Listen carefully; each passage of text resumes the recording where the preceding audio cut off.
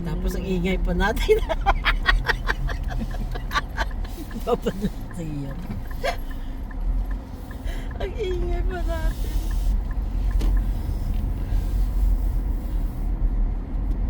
Akala ko naka-post, hindi pa. Ay, hindi ko rin alam eh. Left tayo dito, no? Oo, diretso na. Pero sa left, diretso. Ito yung sinasabi ko yung basin. Ayan, merong landmark dyan na ano. O, di ba? Kahit yung anong tulay na yan May na lang. tulay na O, yan. hinto, sister, hinto. Ay, minsan tumboy tayo dun sa landmark. Kaya nga. Kaya nga. Ito, picturean mo yung ano na yan, tulay na yan. Di ba? Ang ganda. Tapos, ayan o, yung may mga sulat-sulat dyan. I-ano mo.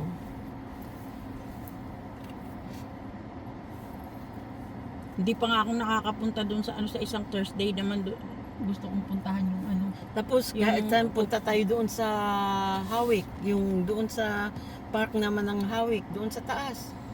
Hindi yung yung botanical garden gusto ko rin i-content yun eh. Oo, Botanical Garden. Tapos, punta tayo doon sa Rose Garden, sa Parnell. Di ba? Mm.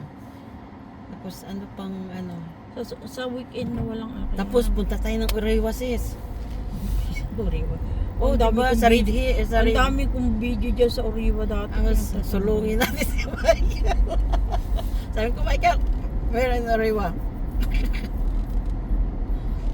Bumabas ka dyan, mag-lunch tayo. Okay, sasabihin niya. Naku, nandito pa ikot-ikot si ano.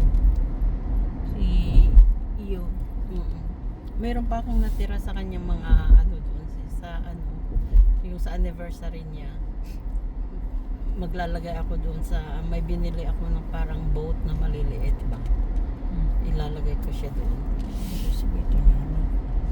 Kukunin mo na naman si Mama Ay, Jane. hindi na, ayoko na isama si Jane. Wag na lang. Ako na lang kung ano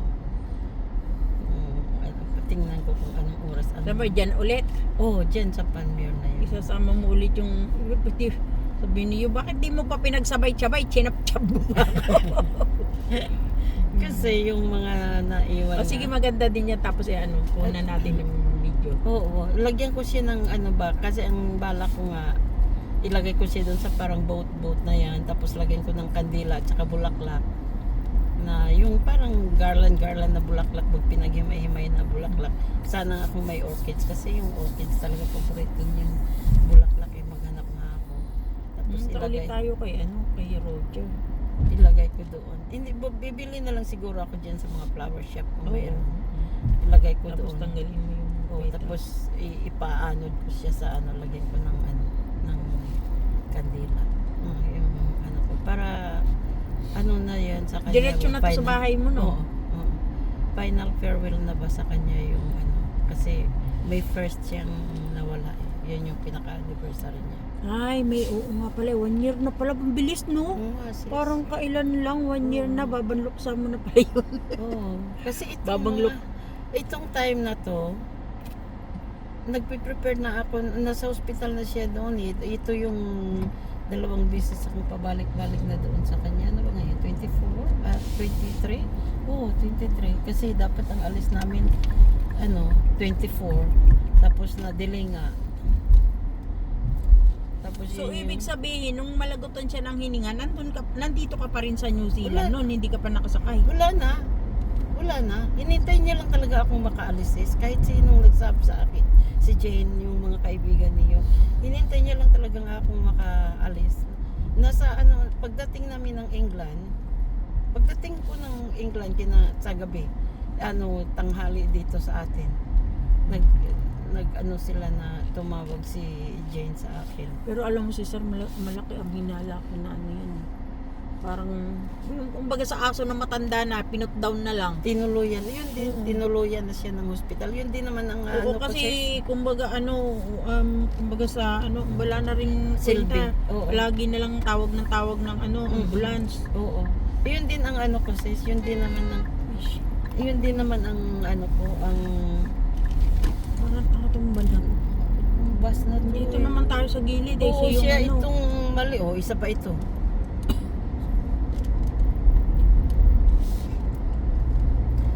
Yun din ang ko na na hindi na siya ba inanuhan na Hindi buhayin na siya pa. pinagtiyagaan. Oo, kasi paulit-ulit pabalik-balik na lang siya sa ospital ba, tapos siguro tiningnan na rin yung mga ongoing niyang mga schedule na ang dami niyang mga schedule na papuntang ospital na ganyan-ganyan. Inano na lang siya yung Siguro siguro sa ano masyado na rin maraming komplikasyon. ano na rin sa Oo. government din yung O government. kasi meron na siyang pagka na binuhay pa yun siya, mayroon siyang appointment sa mata, may appointment sa skin cancer, may appointment sa ano pa ba to? May diabetic. Parang minersy killing na lang siya. Oo. Parang binigyan na lang siya siguro ng morphine ba? Yung dahan-dahan. Pero alam mo ako din sister, one day pag magiging ganyan ako kasi siyempre hindi ako healthy, meron na nga akong ano. Pag yung medyo naghihirap na ako na ano, ako na mismo magsasabi sa doktor na ano.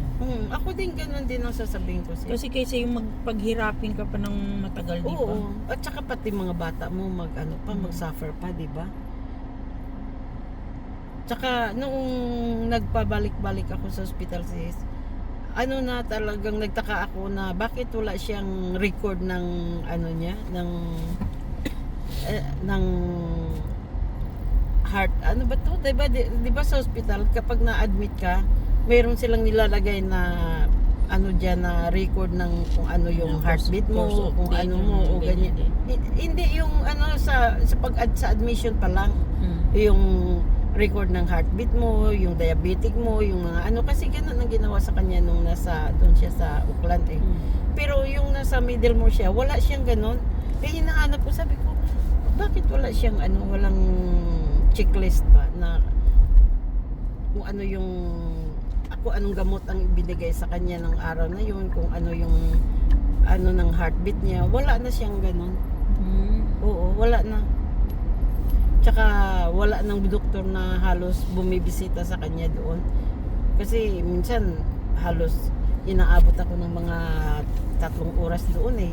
Wala man ako nakitang doktor na nag-ano sa kanya. Talagang ano yan, in-injection na yan. Oo. Tsaka bigla talaga siyang parang namutla na ano na kaagad. Siguro inano na nga yun siya ng ano. Yung binigbigyan na siya ng paunti-unti ng ano ba? Ng morphine. Oo. Hanggang ano na lang siya. Yung hindi niya nararamdaman kung ano yung ano. Wala siya Sa gitna kasi sa